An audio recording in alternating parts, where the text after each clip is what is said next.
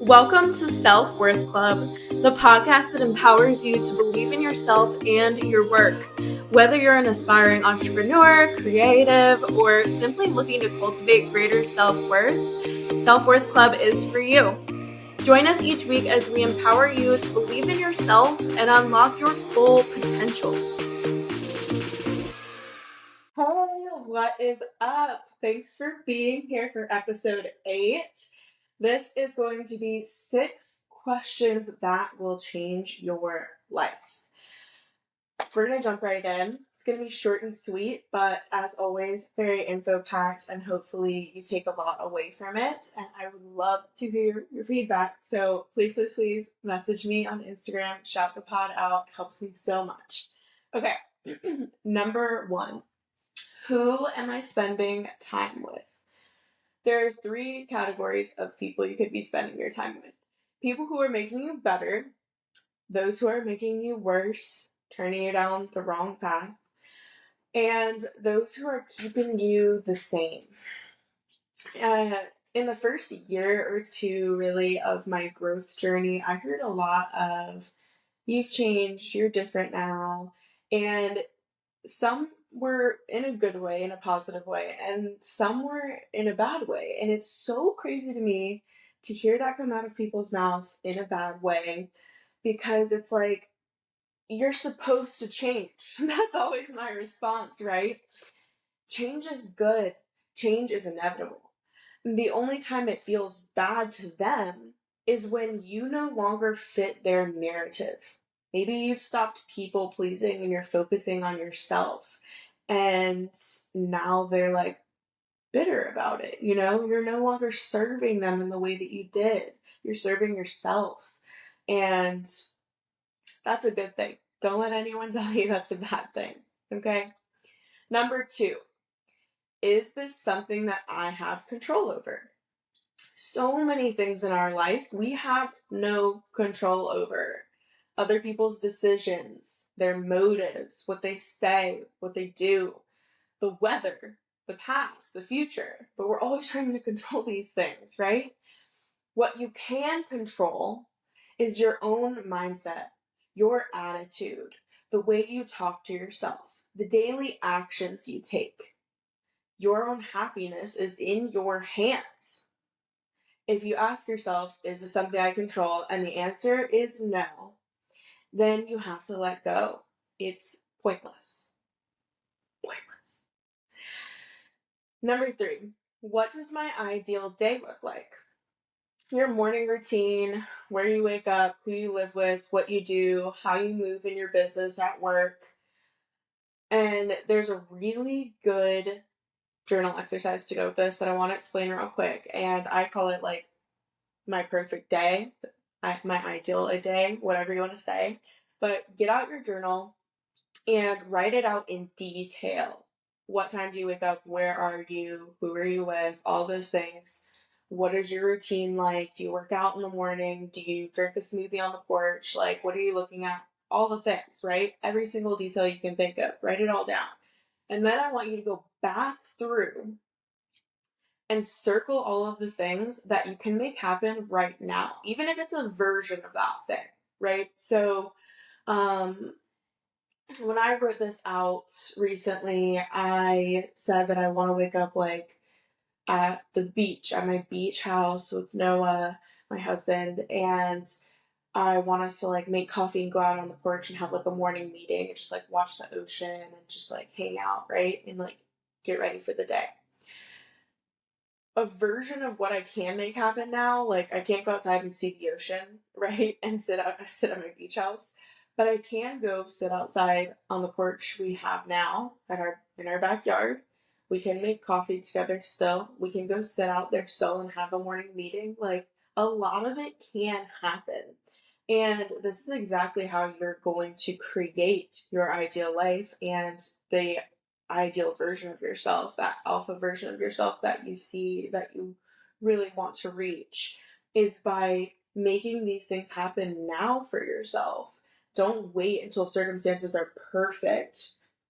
You can make a version of this happen and you're going to be really happy with it. So do the exercise. Let me know how it goes. I can't wait for you to start implementing more things in your life that you're really like craving. You're going to be surprised by the amount of things you can circle to. Number 4 is, what am I missing out on by choosing to worry or be afraid? If you're worrying, you're choosing that. You're choosing to focus on things that are causing you worry, that are causing you anxiousness or doubt. Psychologists found that 85% of what you worry about never even happens. But how much time do we spend worrying? Half of the time, it's just our brain trying to keep us safe. And that's something that I talk about a lot. Like, your brain wants to keep you in what you know, wants to keep you in the risk-free zone so you don't have a chance of getting hurt. And you can't stay there. Life is about taking chances. It's about taking risks. So we need to learn to quiet that voice and push forward and go after what you really want. You're not going to feel fulfilled unless you're doing that. Number 5, what is the most important thing in my life? Family, spouse, your own happiness, love, freedom, etc. And how can I build a life around that? This is going to be your North Star, the thing that you cherish most. Focus your energy here and make decisions with that North Star in mind. Another good thing here is just to also list out maybe 3 of the things that you value the most. And again, let these things guide you in your everyday decisions and actions. Do they align? That's a really great way to start building up that version of yourself that you're looking for. And number 6, the last question, will I remember this in 5 years? The majority of things that stress you out right now won't even matter in 5 years. Isn't that so crazy? And some of them, it's 5 months it won't matter. You know? So the next time you feel yourself spinning, something goes wrong, someone says something that ticks you off, ask yourself, will it matter in 5 years? And if the answer is no, then you have 5 minutes to stress out, to do whatever you need to do to get it out.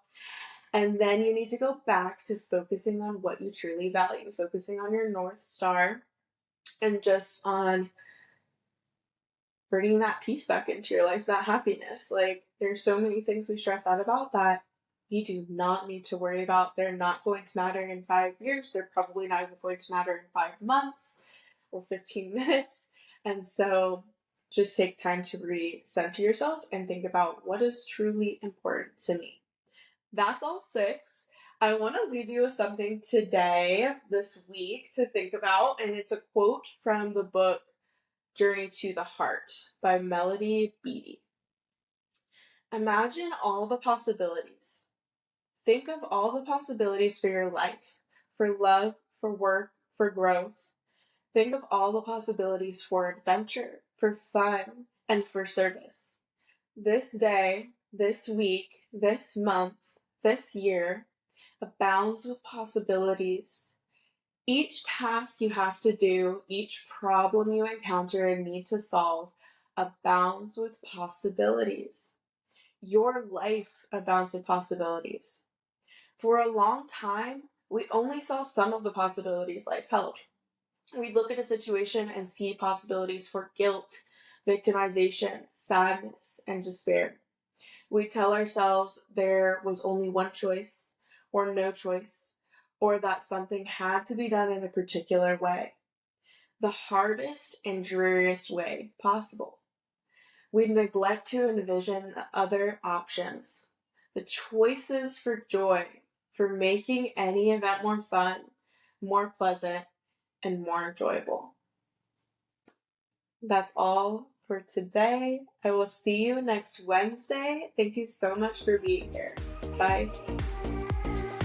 P.S. If you love the vibes here and got something out of listening today, please screenshot and share on your story. I'd love to be tagged and hear your thoughts. My Instagram for the pod is @_selfworthclub.